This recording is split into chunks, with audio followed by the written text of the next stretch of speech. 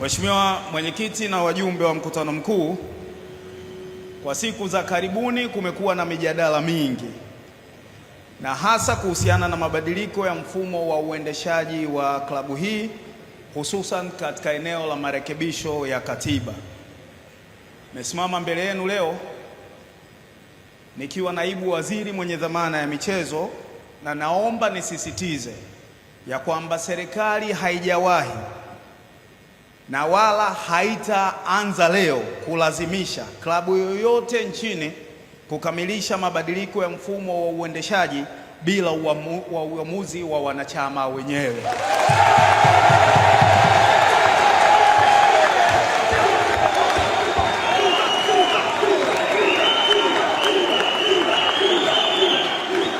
Simba! Simba! Mchakato huu ni wenu, ni uamuzi wa wanachama, na kama wanachama mtakubaliana kuendelea kutathmini upya au kubadili mwelekeo, basi huo utakuwa ni uamuzi ambao serikali itauheshimu. Jukumu la serikali katika jambo hili ni kuhakikisha kwamba mchakato wote mnaoamua kuutekeleza unazingatia matakwa ya sheria za nchi na kanuni zinazosimamia mchezo huu pendwa hapa nchini.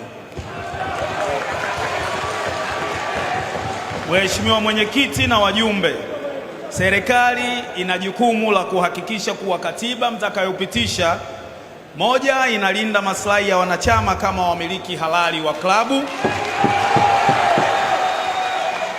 mbili, inaheshimu na kulinda maslahi ya wawekezaji waliopo na watakaokuja;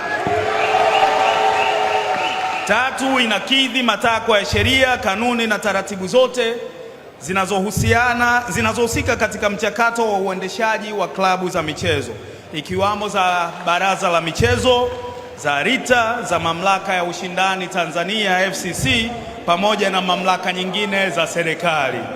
Simba! Lakini pia jukumu lingine la serikali ni kwamba itaweka utaratibu utakaohakikisha uwazi, uwajibikaji na utawala bora ndani ya vilabu vyenu. Ndugu Mwenyekiti, naomba nitumie fursa hii kusema kwa uwazi, serikali haijatoa na haitatoa maelekezo ya kumdhuru mtu yoyote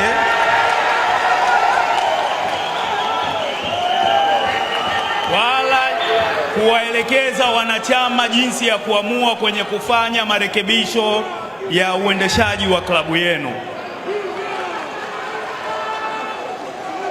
Serikali haiwezi kutoa maelekezo yoyote yatakayoingilia maamuzi ya wanachama yaliyo au yatakayofanywa kwa mujibu wa sheria. Lengo la serikali ni kuhakikisha mjadala wa maamuzi ya leo hayapotezi mwelekeo kutokana na hisia, bali yanaongozwa na busara, sheria, maslahi mapana ya klabu na mustakabali wa maendeleo ya michezo nchini. Mheshimiwa Mwenyekiti na wajumbe, Simba Sports Club ni taasisi kubwa yenye historia, yenye mamilioni ya washabiki na yenye mchango mkubwa katika uchumi na tasnia ya michezo nchini.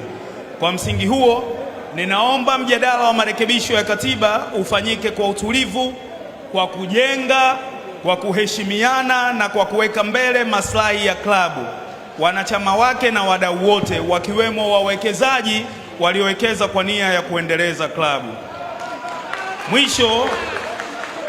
Mwisho niwatakie mjadala mwema. Asanteni kwa kunisikiliza.